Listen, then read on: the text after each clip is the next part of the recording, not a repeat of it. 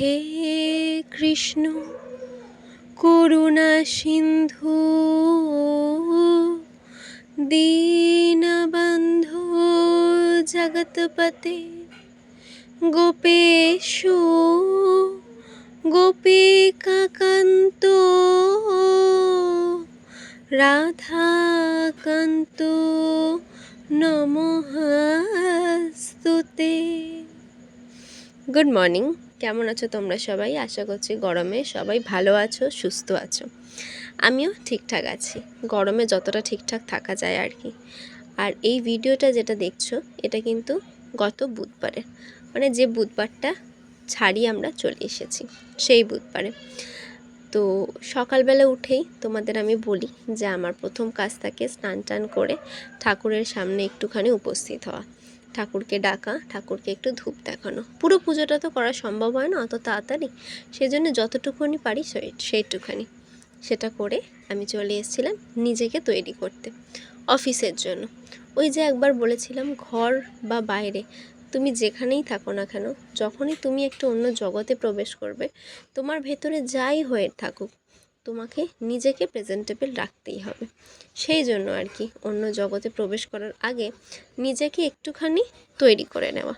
তার জন্য ওই একটুখানি ক্রিম মাখা, গায়ে হাত পায়ে ক্রিম মেখে নেওয়া, তারপরে মানে যা যা হয় চুল আঁচড়ে নেওয়া, সমস্ত কিছু সেই হিসেবেই নিয়ম মতো প্রত্যেক দিনকার তোমরা এটা দেখো, আজও দেখাচ্ছে। সেটা হচ্ছে সকালে স্নান টান করে পুজো করে তারপর আমি চলে এসেছিলাম রেডি হতে হতেই মা খেতে দিয়ে দিয়েছিল। আর আমার খাবারে ছিল হচ্ছে ভাত, গোল গোল আলু ভাজা, বিউলির ডাল আর ডিম সেদ্ধ। ডিম সেদ্ধটা আসলে আমি বলিনি, আমার ইচ্ছা ছিল ভাত ডাল আলু ভাজায়, কিন্তু মা বললো যে না, একটা ডিম সেদ্ধ খেতেই হবে।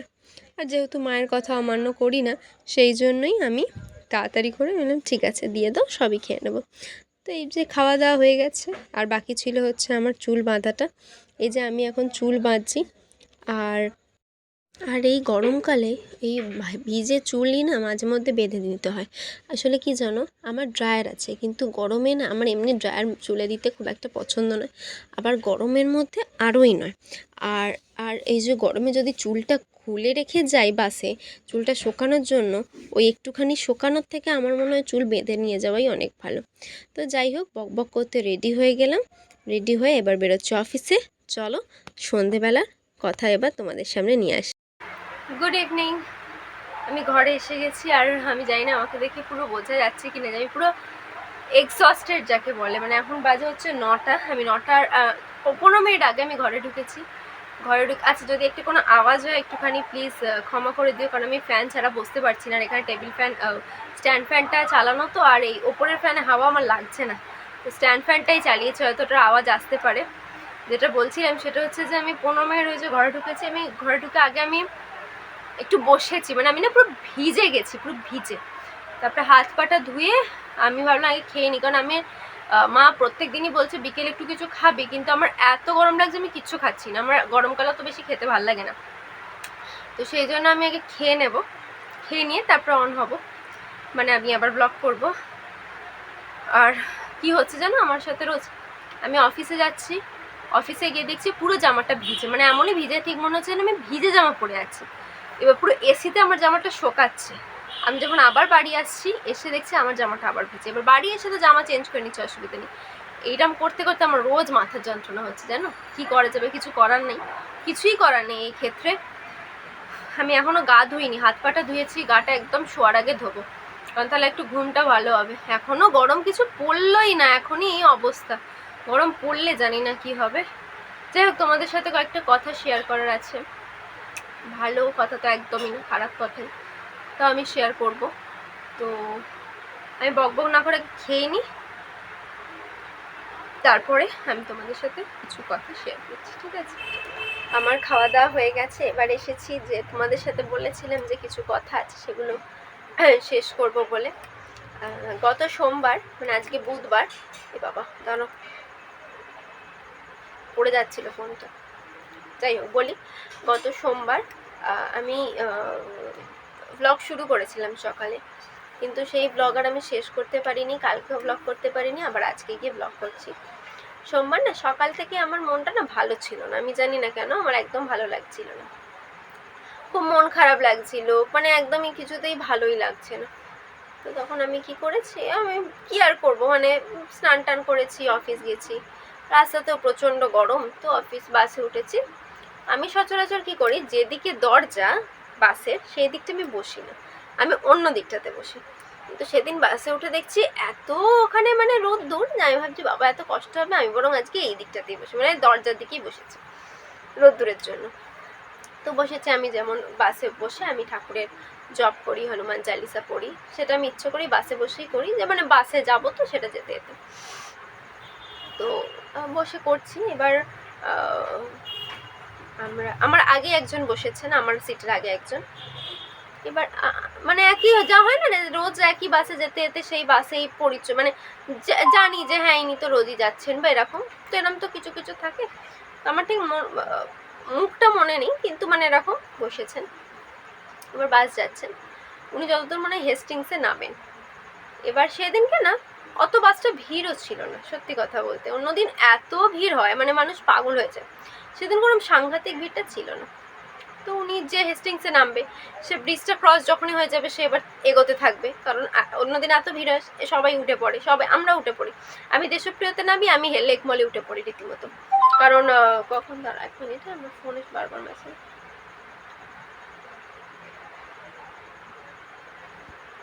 যাই হোক, এমনি বেকার কিছুই না, কি বলে সেটাকে বলে ক্রোম নোটিফিকেশন, সারাদিন ওই আসছে। আচ্ছা, তো এবার উঠেছেন উনি, যা হয় আমরা সবাই বসে আছি, উনি উঠেছেন।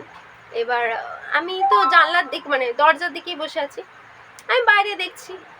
এবার হঠাৎ যেন মনে হলো কিন্তু চলে গেল, সাট করে চলে গেল। তো আমি তারপরে বলছি যে মানে মানে হঠাৎ করে সরি সেট করে চলে গেল। তারপরে দেখছি না হই হই হচ্ছে বাসের মধ্যে, আরে আরে পড়ে গেছে না ভাবে চিৎকার। এবার বাসটা মানে রীতিমতো অনেকটা গিয়ে থেমেছে। তারপরে শুনছি ওই যে ভদ্রলোক যিনি হেস্টিংসে নামবেন, উনি মনে হয় কি জানি নামতে গেছে, নামতেই নিশ্চয়ই যাবেন, দরজার কাছে এসে উনি পড়ে গেছে। এবং পড়ে আমি না এটা শুনি আমি আর ওদিকে তাকাইনি, মানে আমি জানি এটা হয়তো অনেকেই বলবে এটা খুব খারাপ, আমি ভীষণ মানে দুর্বল মনের মানুষ, আমি ভীষণ দুর্বল মনের মানুষ, মানে একটু জোরে আওয়াজ হলে আমি একটু ভয় পেয়েছি, মানে আমার হার্টবিট বেড়েছে এরকম। তো না প্রথমে তো গাড়ি দাঁড়াচ্ছিলই না, এবং না কয়েকজন আবার বলছিল যে না দাঁড়াতে গাড়ি, যে কি পুলিশ ধরে নেবে এরকম। তো সবাই হই হই করাতে বাস দাঁড়িয়ে গেছে একটুখানি এগিয়ে। তারপরে এবারে সবাই তুই বাবা কি হয়েছে এরকম ভাবে চিৎকার করছে। আমি তো জানলার ধারে বসে, আমি না চোখটাকে পুরো বন্ধ করে এরকম ভাবে বসে আছি, আমি এত ভয় পেয়েছি। এবার কেউ কেউ বলছে যে ওনার হাতের ওপর দিয়ে গাড়ি চলে গেছে, কেউ কেউ বলছে যে উনি পড়ে গেছেন, চোট পেয়েছেন, কি যে আসলে হয়েছে জানি না। কয়েকজন নামলেন বাস থেকে, নেবে জল টল ওনাকে দেওয়া হলো। বাসটা বড় জোর কতক্ষণ 5 থেকে 7 মিনিট, খুব জোর হলে 10 মিনিট দাঁড়িয়েছিল। তারপরে বাসটা আবার বাসের মানে কন্ট্রাক্টর দাদা, ড্রাইভার দাদা উঠে বাস এগিয়ে যায়। এবং রীতিমতো পরে পিছনে যা যা বাস ছিল যখনই যাচ্ছে সে আমাদের বাসের ড্রাইভারকে এত বাজে বাজে ভাষা দিয়ে যাচ্ছে, আর কি বলবো। হ্যাঁ, তো মানে আমি জানি না যে ওনার অ্যাকচুয়ালি কি হয়েছিল, সেটাতে আরও ভয় লাগছে। তো সত্যি কথা বলতে না তারপরে আমি একদম চুপ করে গেছিলাম, মানে আমি অফিসে গিয়ে এত ভয়তে কান্নাকাটি করেছি, অফিসের লোকরা আমাকে কিছু জিজ্ঞেস করতেই ভয় পাচ্ছে যে কি হয়েছে। তারপরে জিজ্ঞেস করলে আমি বললাম, সবাই বললো যে দেখো কি বলবে বলো, যার ভাগ্যে যেরকম থাকে কখন কার সাথে কি হয় সেটা তো কেউ বলতে পারে না, ঠাকুরকে ডাকো। আমি তো সম্মান নেই, বিশ্বাস করে আমি এখন অবধি মা বিপত্তারিণীকে ডেকে যাচ্ছি যে উনি যাতে ঠিক থাকেন। এবার আমার যেটা একটা সত্যি কথা বলছি, আমার একটা কেমন খুব মানে আমার যেটাতে খুব গিল্টি ফিল হচ্ছিল সেটা হচ্ছে যে আমি তো এক নাবিনি। হ্যাঁ, এবার আমি জানিও না যে ওনার কী হয়েছে। আমি যেহেতু বলে আমি প্রচণ্ড দুর্বল মনের মানুষ, আমি আর নাবিনি, নাবার ওই ক্ষমতাটা আমি জানি না। আমি হয়তো বাসে নামলে আমি আর বাসে উঠতে পারতাম না, আমার ওখানে শরীর খারাপ হয়ে যেত। তো এক হচ্ছে আমি জানি না ওনার বাড়িতে কোনো খবর সে সময় গেছিলো কিনা, দ্বিতীয় কোনো পুলিশ বা অ্যাম্বুলেন্সকে ডাকা হয়েছিল কিনা, এবং ওটা হেস্টিংসের আগে তো ব্রিজের একটুখানি ওপরে, তো ওনাকে ওরমভাবে রেখেই হয়তো গাড়িটা চালিয়ে নেওয়া হলো। ওনার যে আদৌ কিছু পরবর্তী আদৌ কিরাম কতক্ষণে তার বাড়ির ফ্যামিলির লোককে জানানো হলো বা কিচ্ছু জানি না। এবং ওই যে বললাম 5 থেকে 10 মিনিট বাদদানি ছিল, তারপরে যে যার মতো গাড়িতে উঠে চলে গেল। মানে ওই জায়গায় হয়তো আমিও থাকতে পারতাম আজকে, না তো আমাকেও হয়তো এরকমভাবে ফেলে রেখেই চলে যাওয়া হতো।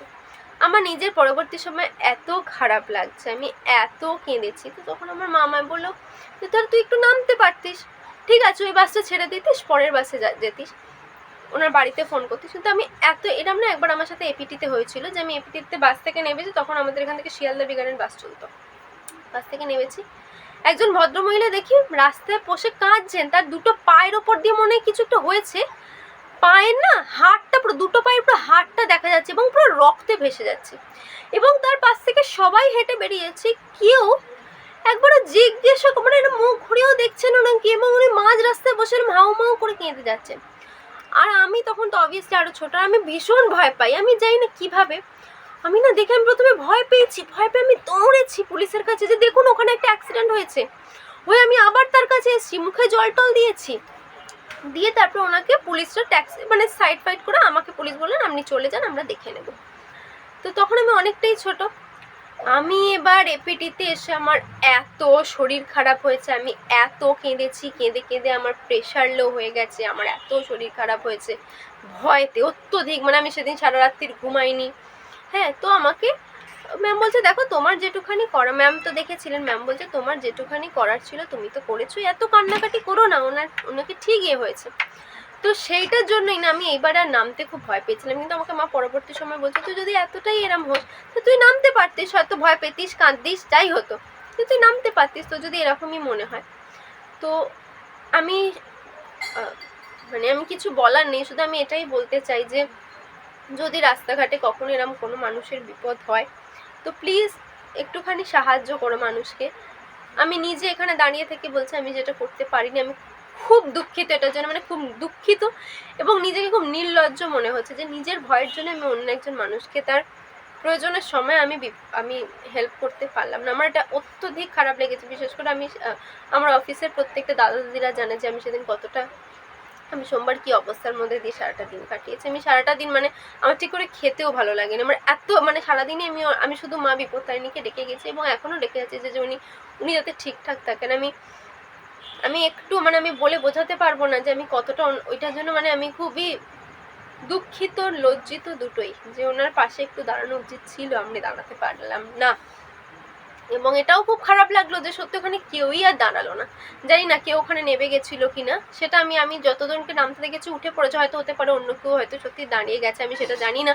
যদি কেউ থাকেন আমি মানে তাকে ভীষণ সম্মান করি যে সে ওখানে তার পাশে দাঁড়িয়েছেন। আমার খুব খারাপ লাগলো একটা মানুষ কোনোভাবে ব্রিজে ছেড়ে দিয়ে চলে আসে হলো, এত এখন পরবর্তী সময় খারাপ লেগেছে আমি সেটা বলে বোঝাতে পারবো না। আর যদি তার বাড়ির কেউ বা ধরুন প্রতিবেশীর কেউ এই ভিডিওটা দেখে থাকেন, যদি একটু তার খবরটা যদি একটুখানি কমেন্ট করেন খুব ভালো লাগবে যে উনি কেমন আছেন। ঠাকুরকে আমি সমানে ডেকে আছি, বিশ্বাস করো। আমি মানে বিশ্বাস হয়তো কীভাবে করাবো, আমি আজকেও আসার সময় গার্ডেন গেটে নেবে বজরংবলীকে প্রণাম করেছি এবং তখন আমি বলেছি যে ওনাকে দেখো যাতে উনি ঠিকঠাক থাকেন। মানে আর তো কিছু বলার নেই, মানুষের কখন কি হয় সেটাও বলতে পারবো না, এটাই আমার বলার ছিল। মানে আমি জানি না কি বলতে চাইছি সেটাও আমি জানি না, আমি সত্যি কথাই বলছি যে কি বলতে চাইছি আমি সেটাও জানি না। শুধু আমি এটাই বলছি যদি ওনার বাড়ির কেউ বা ওনার প্রতিবেশী কেউ এই ভিডিওটা দেখো উনি কেমন আছে একটু যদি জানাও খুব ভালো লাগবে, কারণ আমি কারোর মুখে কোনো খবর শুনলাম না, তো সেই জন্যই আর কিছু বলার নেই। আমি আর বকবক করবো না, কারণ যাই হোক আমি ব্লগটাকে এখানেই শেষ করছি। আমার বকবকটাকে এটার জন্য আমি দুদিন মানে এখনও অবধি আমার মন পড়ছে না। আমি সত্যিই বলছি আমি সমানে মা বিপত্তারিণীকে ডেকেছি যাতে উনি একটু ঠিক থাকেন, উনি ওকে যাতে ঠিক হয়ে যায়। মানে আর আমি আরেকটা কথা বলতে চাই প্লিজ, এটা হচ্ছে যে অনেক মানুষরা আছে আমি জানি হয়তো অফিস যাওয়ার তারা, বাড়ি আসার তারা, অনেক কিছু হতে পারে, কিন্তু দয়া করে বাসে ঝুলবেন না, এটা না খুব খারাপ জিনিস। আমি এর আগেও একবার দেখেছিলাম, আমি সেই বাসে ছিলাম, বাস থেকে জানেন পড়ে গেছিলো এবং সে তার এত কিছু চোট লাগেনি, কিন্তু এটা তো খুব দেখুন আপনার একটা মানুষ, ধরুন আমি একটা কথা বলছি, কেউ পড়ে গেল, তার চোটটা রাখলো, তার তো যা কষ্ট হচ্ছে তার বাড়ির কিরম অবস্থা হচ্ছে বলুন তো। ধরুন তার বাড়িতে একটা ফোন যাচ্ছে যে আপনার বাড়ির মানুষের একটা এত বড় অ্যাক্সিডেন্ট হচ্ছে, বাড়ির মানুষটার কথা একবার ভাবুন। একটা বারের জন্য একটু দয়া করে এমভাবে ঝুলবেন না প্লিজ। আমি মানে এটা মানে রিকোয়েস্ট করছি। এক এক সময় না রীতিমতো ভয় লাগে যে বাবা এরম ভাবে ঝুলছেও তো যদি এক্ষুনি পড়ে যায় ব্রেক ফ্রেক দিলে। তো সেটাই বলার ছিল। যাই হোক, আমি আর বক বক করবো না, আমি আজকের ব্লগটাকে এখানেই শেষ করি, অনেক বড় হয়ে গেছে। ব্লগ ভালো লাগলে প্লিজ লাইক শেয়ার কমেন্ট আর সাবস্ক্রাইব করে দেবে, পাশে থাকবে, দেখতে থেকো শ্বেতার সাথে সারাদিন। চলো আজকের মতো এখানেই, টাটা, গুড নাইট, শুভরাত্রি, দেখা হবে নতুন ব্লগের সাথে, টাটা। আর কিছু বলার নেই, তো আজকে টাটা।